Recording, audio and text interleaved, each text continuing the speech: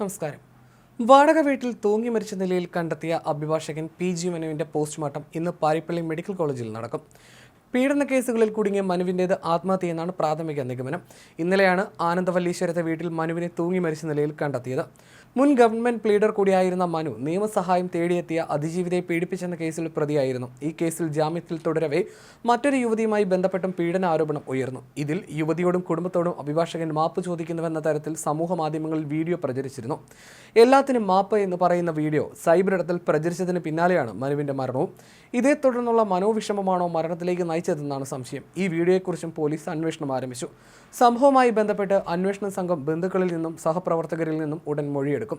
കൊല്ലത്ത് കേസിന്റെ ആവശ്യങ്ങൾക്കായി താമസിച്ചിരുന്ന വാടക വീട്ടിലാണ് മനുവിനെ തൂങ്ങി മരിച്ച നിലയിൽ കണ്ടെത്തിയത്. എറണാകുളം പിറവം സ്വദേശിയാണ്.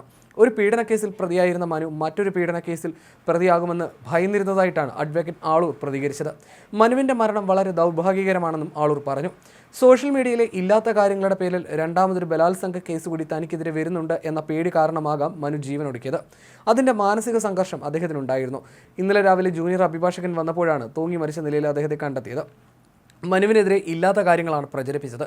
ആദ്യ ബലാത്സംഗ കേസ് റിപ്പോർട്ട് ചെയ്തപ്പോൾ സുപ്രീം കോടതിയിൽ വരെ പോയിട്ടും മുൻകൂർ ജാമ്യം ലഭിച്ചിരുന്നില്ല. തുടർന്ന് 59 ദിവസം ജയിലിൽ കിടന്ന ശേഷമാണ് ജാമ്യം കിട്ടിയത്. രണ്ടാമതും കേസ് വന്നാൽ വീണ്ടും ജയിലിൽ പോകേണ്ടി വരുമല്ലോ എന്ന മാനസിക സംഘർഷം അദ്ദേഹത്തിനുണ്ടായിരുന്നു.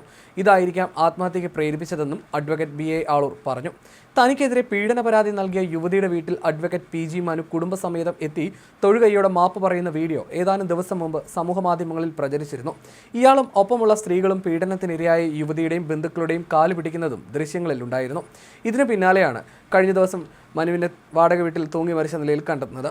ഹൈക്കോടതിയിൽ സീനിയർ ഗവൺമെന്റ് പ്ലീഡറായി പ്രവർത്തിച്ചിരുന്നു. പീഡന കേസിൽ പ്രതിയായതോടെ ഈ സ്ഥാനം രാജിവെക്കുകയായിരുന്നു. NIA ഉൾപ്പെടെ ഏജൻസികളുടെയും അഭിഭാഷകനായിരുന്നു. നിയമസഹായം തേടിയെത്തിയ യുവതിയെ ബലാത്സംഗം ചെയ്ത കേസിൽ മനുവിന് ജാമ്യം ലഭിച്ചിരുന്നു. കർശന ഉപാധികളോടെയായിരുന്നു ഈ കേസിൽ ഹൈക്കോടതി ജാമ്യം അനുവദിച്ചത്.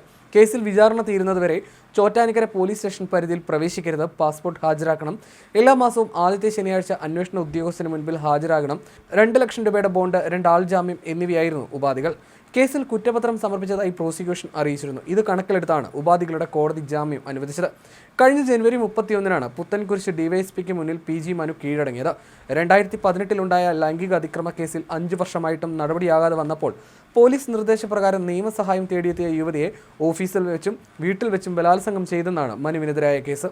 അഭിഭാഷകൻ അയച്ച വാട്സപ്പ് ചാറ്റുകൾ, ഓഡിയോ സംഭാഷണം എന്നിവ തെളിവായി പോലീസിന് കൈമാറിയിരുന്നു. ബലാത്സംഗം, IT ആക്ട് അടക്കമുള്ള വകുപ്പുകൾ ചുമത്തിയായിരുന്നു മനുവിനെതിരെ കേസെടുത്തിരുന്നത്. അതേസമയം കേരളത്തിലെ തീവ്രവാദ സ്വഭാവമുള്ള കേസുകളിൽ NIA അഭിഭാഷകൻ കൂടിയായിരുന്നു മനു. NIA പ്രോസിക്യൂട്ടറായിരുന്ന മനുവാണ് പാനായിക്കുളം, നാറാത്ത് തുടങ്ങിയ കേസുകളിൽ NIAക്ക് വേണ്ടി ഹാജരായത്.